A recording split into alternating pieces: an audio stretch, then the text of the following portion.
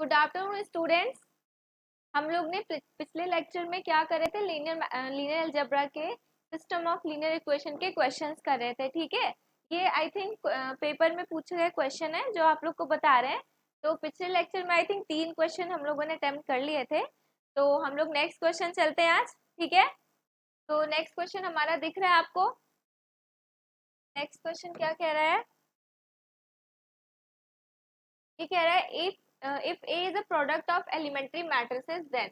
Okay, सबसे पहले तो आपको ये पता होना चाहिए कि एलिमेंट्री मैट्रिक्स क्या होती है, तो तभी आप ये क्वेश्चन कर पाएंगे। ठीक है, तो एलिमेंट्री मैट्रिक्स क्या होती है, आइडेंटिटी मैट्रिक्सेस से आई 1 0 0 0 1 0 0 0 1। Okay, this is identity matrix. ठीक है, तो एलिमेंट्री मैट्रिक्स क्या होती है, आप लोग जानते हैं ना, रो ऑपरेशंस क्या होते हैं।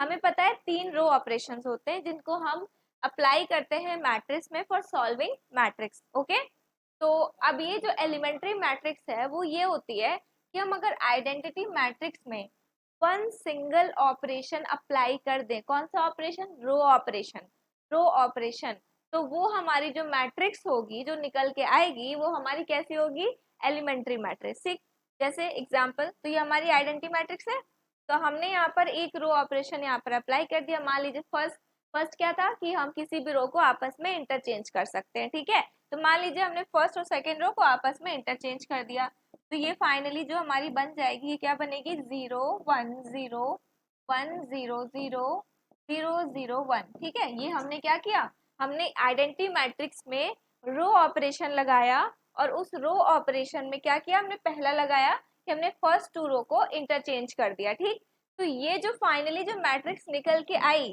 This is called elementary matrix.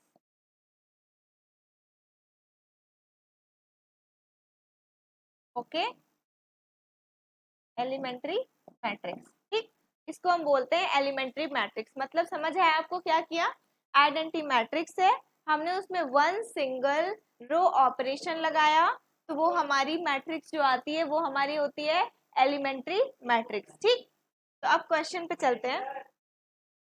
Question क्या कह रहा है हमारा, क्वेश्चन कह रहा है कि एक मैट्रिक्स है जो जो प्रोडक्ट ऑफ एलिमेंट्री मैट्रिक्स में लिखी गई है। ठीक, मतलब से ऐसे कर लीजिए कि ए हमारी कोई मैट्रिक्स है। ठीक, तो फर्स्ट आइडेंटिटी मैट्रिक्स, मतलब ये जो लिख रहे हैं हम, ये एलिमेंट्री मैट्रिक्स है, I1 I2 I3 and so on IN। ठीक, ये सारी जो है यहाँ पे, ये हमारी कैसी है, ये हमारी है एलिमेंट्री मैट्रिसेस।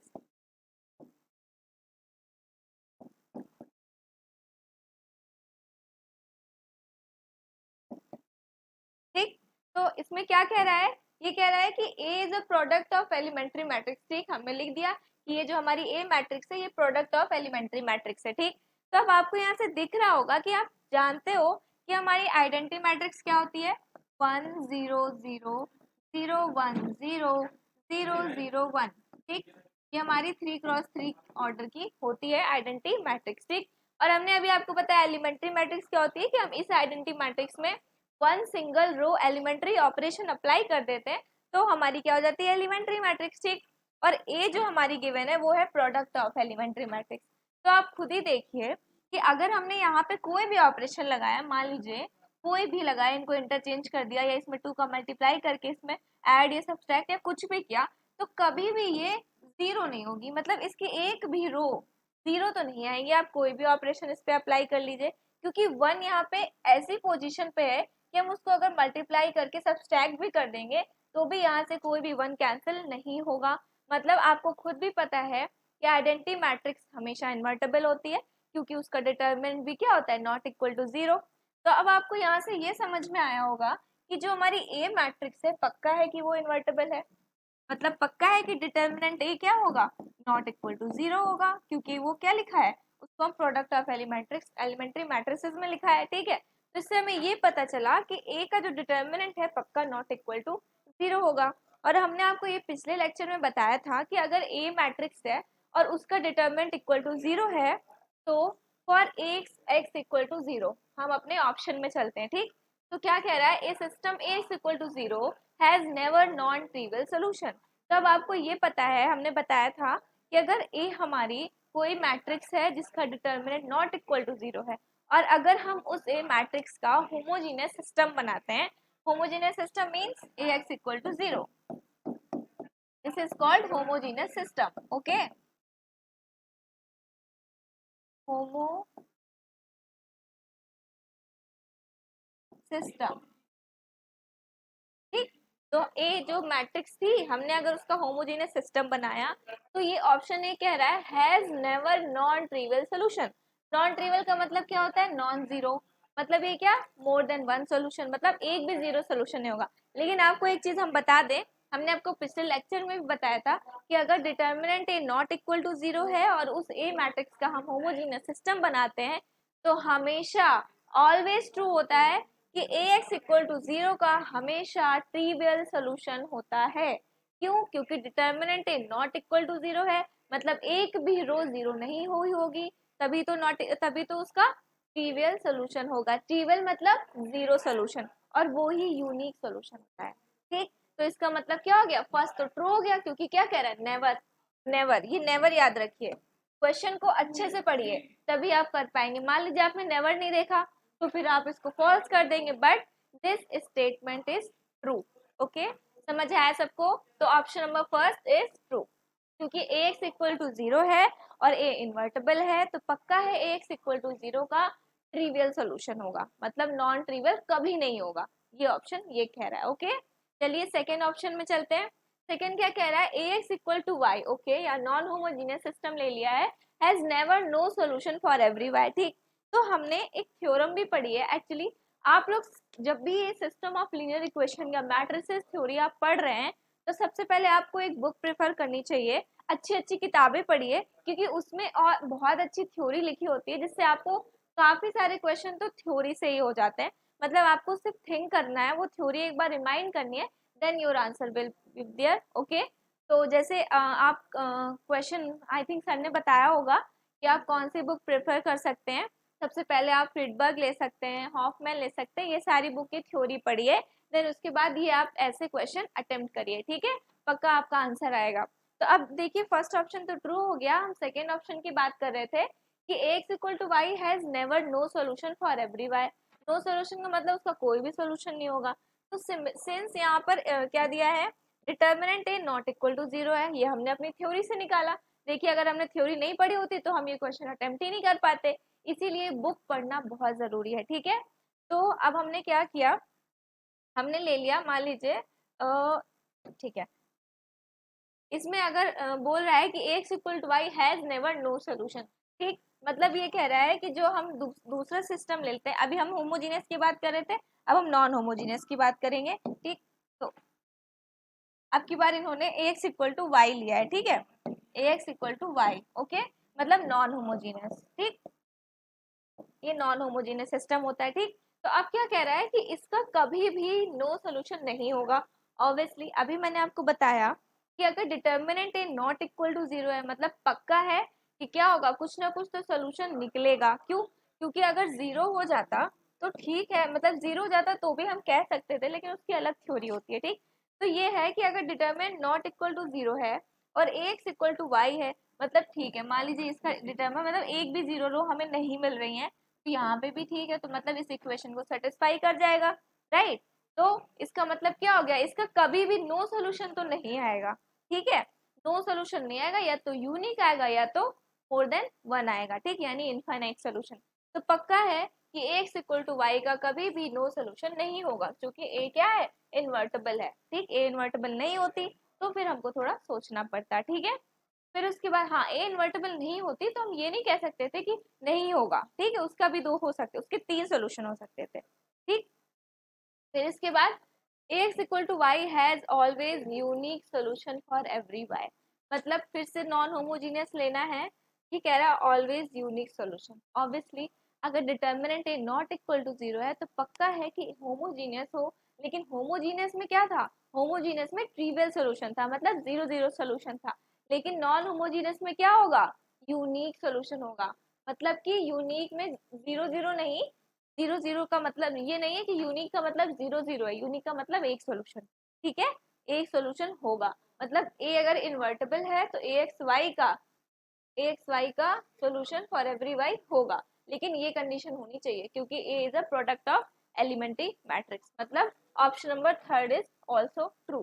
ठीक है, फिर fourth A is invertible, obviously ये तो हमने पहले ही निकाल दिया, तो क्या हो गया ABCD, मतलब इसके चारों ऑप्शन ट्रू है। ठीक है, समझ आया सबको क्या किया? सबसे पहले हमने लिख लिया इसको, A को एलिमेंट्री मैट्रिक्स में, प्रोडक्ट में, ठीक है, ये सारी एलिमेंट्री मैट्रिसेस हैं। फिर इससे हमें ये पता चला कि A हमारा इन्वर्टिबल है, तो A इन्वर्टिबल है तो पक्का AX इक्वल टू 0 का हमेशा ट्रिवियल सोल्यूशन होगा, तो फर्स्ट ट्रू हो गया उससे। फिर AX इक्वल टू Y का हमेशा यूनिक सोल्यूशन होगा फॉर एवरी Y, ये भी ट्रू हो गया। फिर similarly AX equal to Y का कभी भी नो सोल्यूशन नहीं होगा, ये भी ट्रू कर दिया, और A तो इन्वर्टिबल हमने पहले ही ट्रू कर दिया, तो इसका मतलब क्या हो गया, इसके चारों ऑप्शन ट्रू हैं। ठीक है, समझ आया? चलिए नेक्स्ट क्वेश्चन। नाउ समझ आया ना सबको कैसे किया? अब नेक्स्ट क्वेश्चन।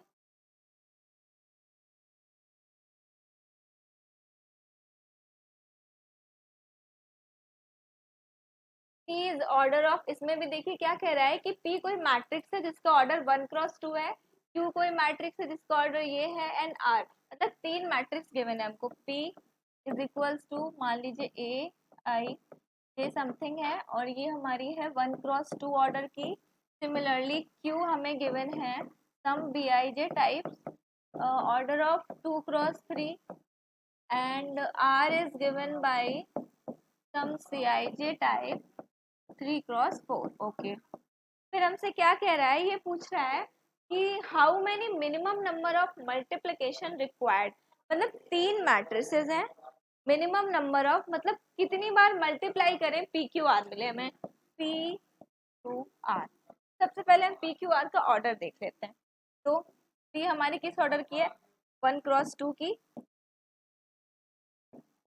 फिर क्यू हमारी किस ऑर्डर की है, 2x3 की, और आर हमारी 3x4 की। ठीक है, तो सबसे पहले अब चाहे प्री मल्टीप्लिकेशन कर लीजिए चाहे पोस्ट मल्टीप्लिकेशन कर लीजिए, प्री का मतलब यहाँ से, पोस्ट का मतलब यहाँ से, तो हम पोस्ट मल्टीप्लिकेशन कर लेते हैं।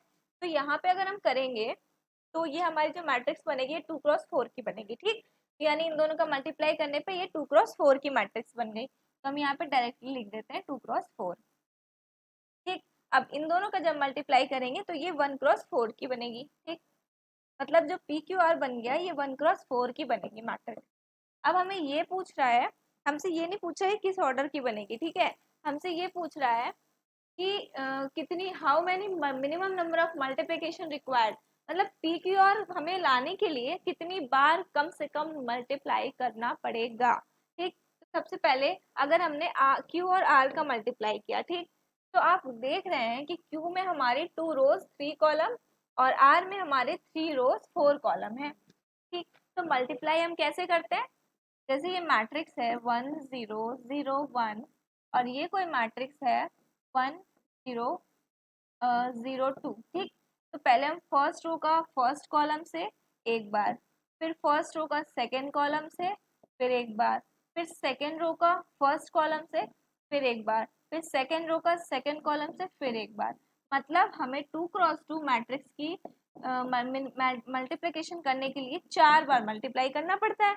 तो वही सेम चीज हमसे यहाँ पूछ रहा है। ठीक है, लेकिन यहाँ हमें मिनिमम पूछ रहा है, ये तो मैक्सिमम था। ठीक, तो मिनिमम पूछ रहा है, तो देखते हैं। सबसे पहले 2 रोज है 3 कॉलम है, ठीक है, तो 2 रोज पहली रो का पहले कॉलम के साथ, फिर पहली रो का दूसरे कॉलम के साथ, फिर पहली रो का तीसरे कॉलम के साथ, मतलब 3 तो ये हो गए। ठीक, हमसे मिनिमम पूछ रहा है। सिमिलरली दूसरी रो का करेंगे तो भी 3 हो गए, तो टोटल तो ये तो 6 हो गए इन दोनों का करने पे। ठीक, अब सिमिलरली अब बची क्या हमारे पास, ये और एक इन दोनों का मल्टीप्लाई करने पे किस ऑर्डर की बनेगी, 2x4 की। यानी अब हमें P को देखना है, मतलब 1x2 को देखना है और 2x4 को देखना है। ठीक, अब इसमें कितनी रो है 1, इसमें कितनी रो है, इसमें कितनी रो है 2। ठीक, तो अब हम क्या करें, अब हमने क्या किया, 1 को पहले 1 को किया पहले, वन फर्स्ट मैट्रिक्स की रो को हमने इसके कॉलम के साथ 1 फिर 1, तो कितना आ गया ये 8।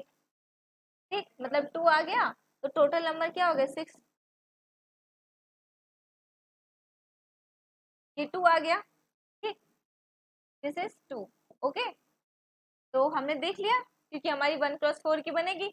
अब मिनिमम नंबर चाहिए था हमको, तो हम मल्टीप्लाई कर रहे हैं ना, तो अब इन दोनों का मल्टीप्लाई कर दो, तो क्या आ गया 12।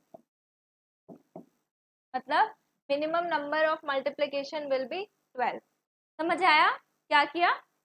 ठीक है, वही जैसे हम मल्टीप्लिकेशन करते हैं, हमने पॉइंट पॉइंट गिन लिए कि कितनी रो का किस कॉलम के साथ हो रहा है मल्टीप्लाई। ठीक है, चलिए next question. I think this is last.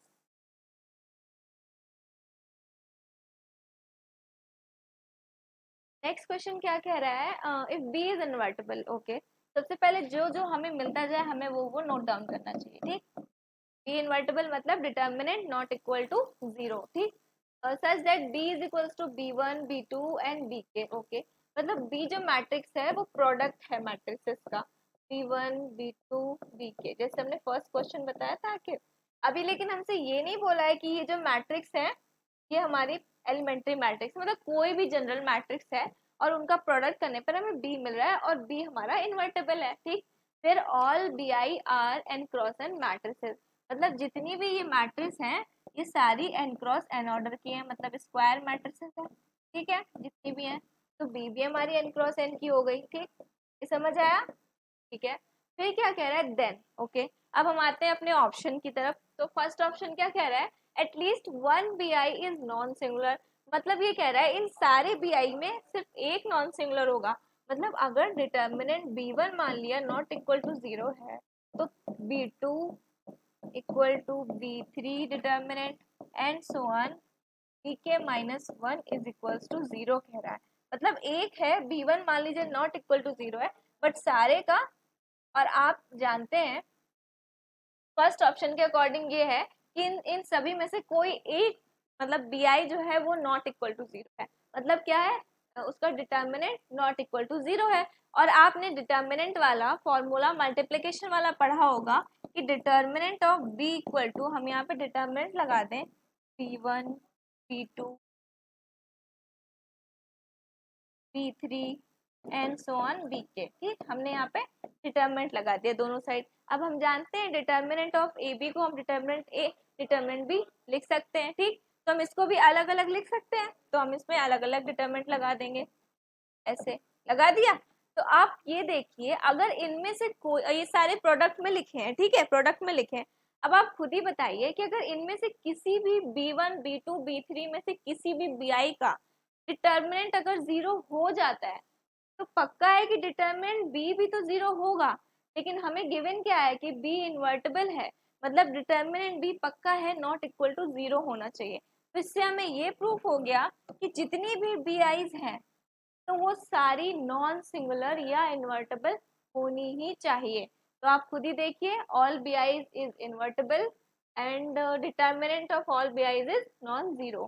क्योंकि अगर डिटर्मिनेंट 0 होता है, मान लीजिए हम कोई, ये समझ आया? पहले ये बताइए कैसे किया हमने। हमें B not equal to 0 given है, ठीक है, मतलब बी हमारी क्या है, नॉन सिंगुलर मैट्रिक्स है, और बी को हमने प्रोडक्ट ऑफ दिस मैट्रिक्स लिखा है। ठीक, तो हमने इसमें डिटर्मिनेंट लगा दिया दोनों side, determinant B, total determinant लगा दिया हमने। ठीक, अब आपने फॉर्मूला पढ़ा है कि determinant of A B equal to determinant of A determinant of B, something पढ़ा है ना।